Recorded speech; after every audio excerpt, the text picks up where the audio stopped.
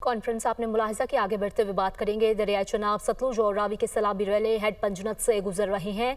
सैलाबी पानी ने ऊट शरीफ के मजीद कई देहात को लपेट में ले लिया। मजीद दर्जनों बस्तियां और हजारों एकड़ फसलें सैलाब की नजर हो चुकी हैं।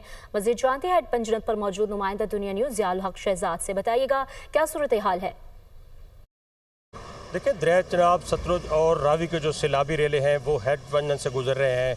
इस वक्त हेड पंजन पर जो पानी की आमद है और अखराज 3,06,740 क्यूसेक है। रात यहाँ पर पानी की सतह में कमी हुई थी।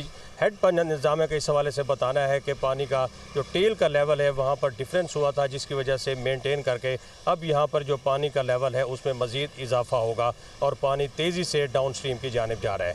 तो सैलाब के जो यहाँ से शरीफ के जो मुतासर इलाके हैं उनमें बेट बख्तियारी, मौजा चक की हल, बस्ती बिडानी, बस्ती बेट अहमद और उसके अलावा दीगर कई जो बस्तियाँ हैं इस वक्त सैलाबी पानी की लपेट में। अगर अप स्ट्रीम की जानिब बात की जाए तो पानी जो है तेज़ी से वो यहाँ पर त्रंड बिशारत के इलाके हैं, बकरी, सरवराबाद और दीगर इलाकों में बस्तियों में पानी दाखिल हो चुका है।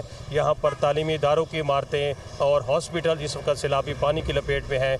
कई घरों में पानी दाखिल हो चुका है। फ्लड रिलीफ कैंप्स भी एक्टिव है और यहाँ पर जो सैलाब मुतासिरीन है उनको फ्लड रिलीफ कैंप्स में मुंतकिल कर दिया गया है। ताहम अब भी इंतज़ामिया ने लोगों से अपील की है कि जिन इलाकों की जानिब तेज़ी से पानी जो तेज़ी से बढ़ रहा है तो वहाँ से वो अपना इनखला करें और ख़ुद जो है फ्लड रिलीफ कैंप से महफूज मकामात पर मुंतकिल हो जाए।